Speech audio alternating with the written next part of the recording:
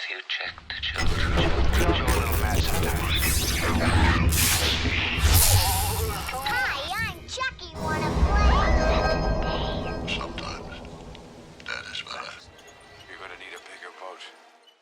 Bienvenidos, Sprite fans, and welcome to the Horror Show. I'm Jaime and Fuego. I'm Susie von Flutter. I'm Robert Duell.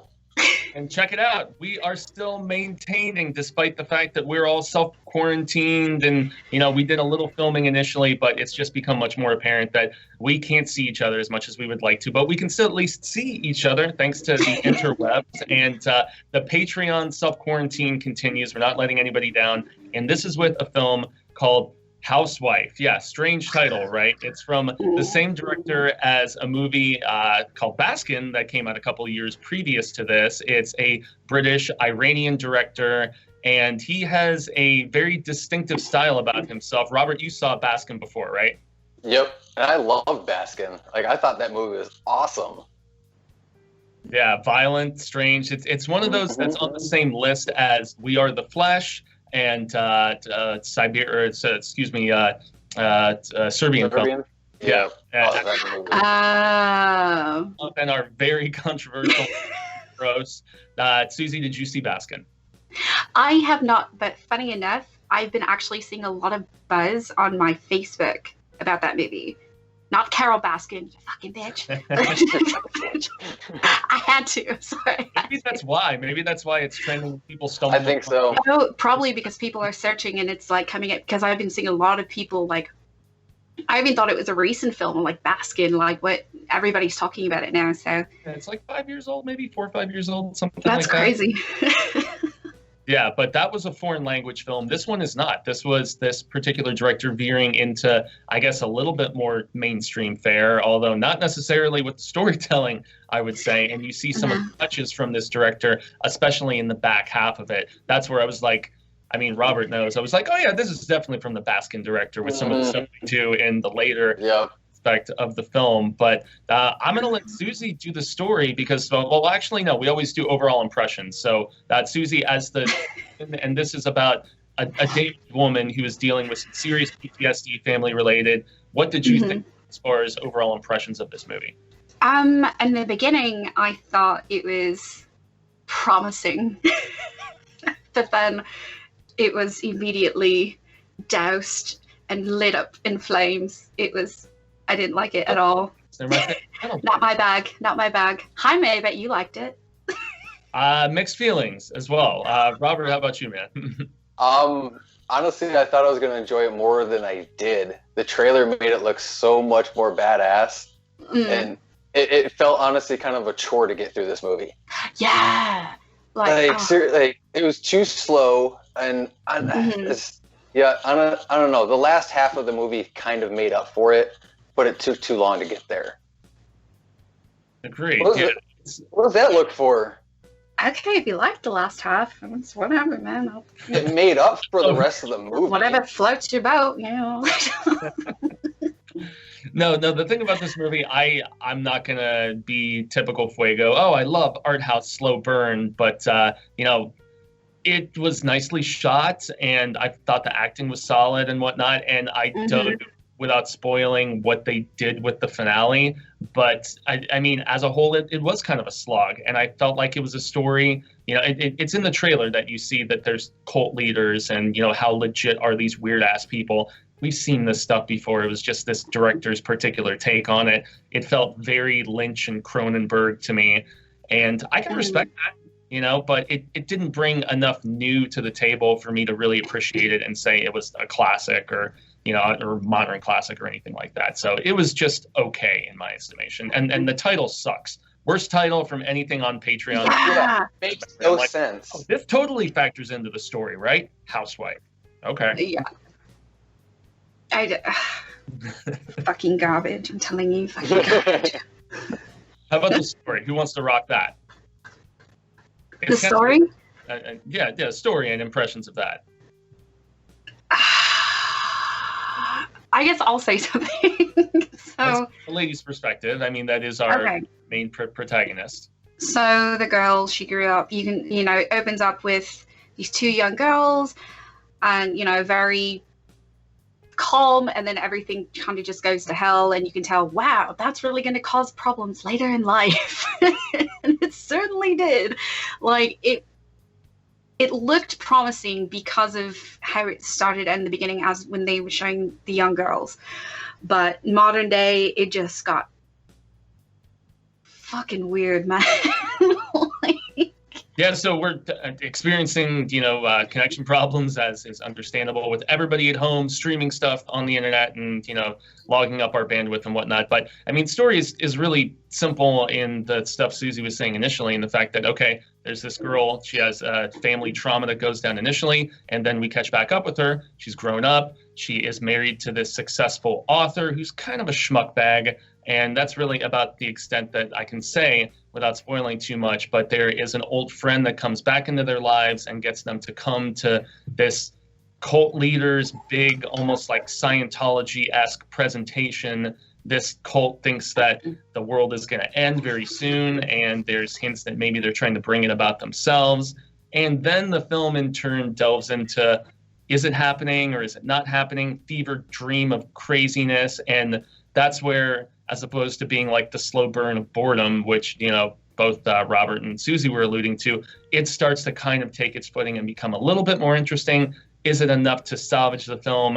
That's arguable. But you can really see the whole David Lynch, Lost Highway, Mulholland Drive, and that sort of influence of, dreamlike, what the fudge is going on, man. And I mean, I find that stuff interesting, but there is a point where it becomes a little bit, what's the word I'm looking for? Just a little bit pretentious, I guess. And it's like, oh, it's art cinema. It's not supposed to all like fit and make sense. But then it does kind of coalesce with a pretty distinctive ending as far as what was going on. So I don't know. The film meanders a lot in the pacing and the storytelling. Robert, what did you think, man? No, personally, like I think this movie had a lot more potential than what we got. A lot of the I think story details they glossed over too much. And personally, I'll just talk real quick on acting and everything. There is even some line deliveries that really kind of just threw me out of the movie. It's just it wasn't very believable. It was very forced at times. I thought I thought she was really bad. The one who shows up, who was gone or whatever. I thought her acting was really subpar, personally. Yep. Yeah, I was literally just about to talk to her about her and everything like that. And it's even the dynamic between those three, it wasn't very natural. So that part was just not believable, and all like it was, right? Because they kind of have a history without going into details, right? So they have a thing together. Mm-hmm. But it's like that, and just how everything basically between the escalation, but yet it took so long for that escalation to even kind of be noticeable. That's where it kind of took me, that slow burn that I was talking about. It took me 2 watches, I'll honestly say, to get through this movie. I watched it.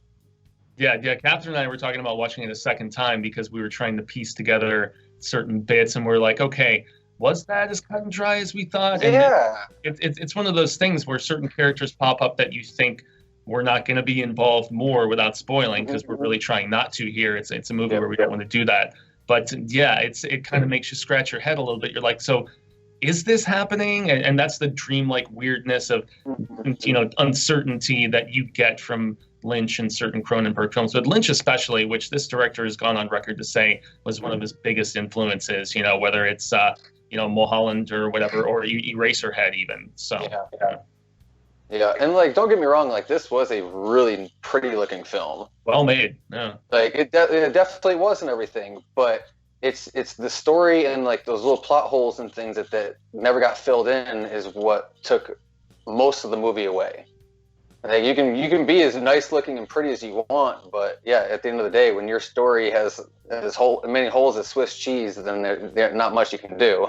Yeah, thing about you can shine up a piece of shit, but it's still going to be exactly. Yeah, but like I said, the graphics and everything, they were nice, and that last half of the movie did kind of make up for what was going on. But even still, some of that was not fully explained on really why it was going down, and how how even the stuff in her childhood really took part in all of this. Yeah, just to But- continue with the acting, like you were saying, though, man, I thought the lead was good, solid enough. Oh, yeah. You know? I mean, she didn't For the out most or part. anything. I was intrigued by this cult leader guy, though. I actually thought that for, you know, like a Bruce Lee kind of dude, like ripped as hell and looking super, like just he's gonna beat everybody's ass. You know, he was actually he sold it to me. He was just kind of scary, at least initially, but in that kind of comforting, accommodating. I don't want to say, you know, Jim Jones, Koresh kind of way or anything, but I mean, handsome, you know, leaders in this regard are more often likely to attract much more attention. And just the reaction of everybody when he came on stage to that song and I'm your boogeyman and all that. And I was just like, was rolling my eyes, but nonetheless, it was funny. And you could kind of see with, you know, good looks and charisma, that's what entices people and is able to like wash over their minds and make them not think as logically. So. Yep. No, I'm right there with you and everything. Personally, I think he was the best actor from the entire film. This is the cult. Yeah, that's why I brought him up. He was actually damn. Yep. No, I would definitely agree with you on that. So yeah, we're gonna jump into what do we got left? I mean, we've got just the look of the film and then the score. I can just briefly gloss over the score. I thought it was impressive at times, and I mean, it was symphonic and all that other stuff, but really, I was jonesing for what we got in the end credits, which was like kind of more throbbing electro, kind of dark synthy type stuff, that throwback 80s approach, which we're getting from so many different people who are scoring films at this particular point. So I thought the score and just the whole production of sound and stuff, whether it was, you know, like ripping a flash or whatever, it all was very masterfully done. And I guess Baskin set that precedent pretty. Yeah, and that's a disappointing. That's a disappointing thing. Like, cause like with Baskin and everything, for how brutal and dark that movie was, like I kind of was hoping for more of that with this movie. Mm-hmm. And it just fell short. I was thoroughly disappointed with if this was like his follow up, I think, if you will, or whatever. It was since his last. First was film it? Okay. After Baskin, yeah. Okay, see, then I don't know. Personally, I think he fell short on it. Yeah, it seemed like a little bit more of a mainstream project, but also one that wanted to comment directly about just Hollywood and cultism and those exclusivist type of clubs and sects and stuff like that everybody whispers about all the time that we have in both politics and Hollywood specifically. I mean, there were a few instances in the third act where we got more of that Baskin feel. We do see a couple people skin coming off and stuff like that without like going into detail or anything. But for the most part, the biggest thing that I saw was the lynch nod to Eraserhead in one particular scene. And it's where you start to see kind of a suspected plot point coming to fruition. And this is where once again, I'm really having to dance around, you know. Yeah. You know, what actually goes down in the third act, because that's where you really find out if something is or is not actually transpiring. So I don't know. I mean, the guy can still do good gore and you know, makeup and, you know, costuming work and stuff. Set design was nice. I mean, they spend the predominance of this film at this beautiful house of her author. That house is beautiful. It was dope looking, man. Yeah, it was really rad. That scene where she's in the hot tub and it just kind of panned back with the window. It's just, I mean, gorgeously, you know, put together and put to screen. So, but it had deficiencies also. I agree. Yeah, so I guess that'll just about wrap it, and we have to give a shout out to Heather Briley, I believe it was, who was the one who requested this. Sorry for Susie having some connection issues. That's the tough thing about us trying to Skype all together with more than two people. It does become a little bit more difficult. But yes, Heather, thanks so very much to you and to all of us here at the Horror Show. I've been Jaime and Fuego. I've been Robert Duell.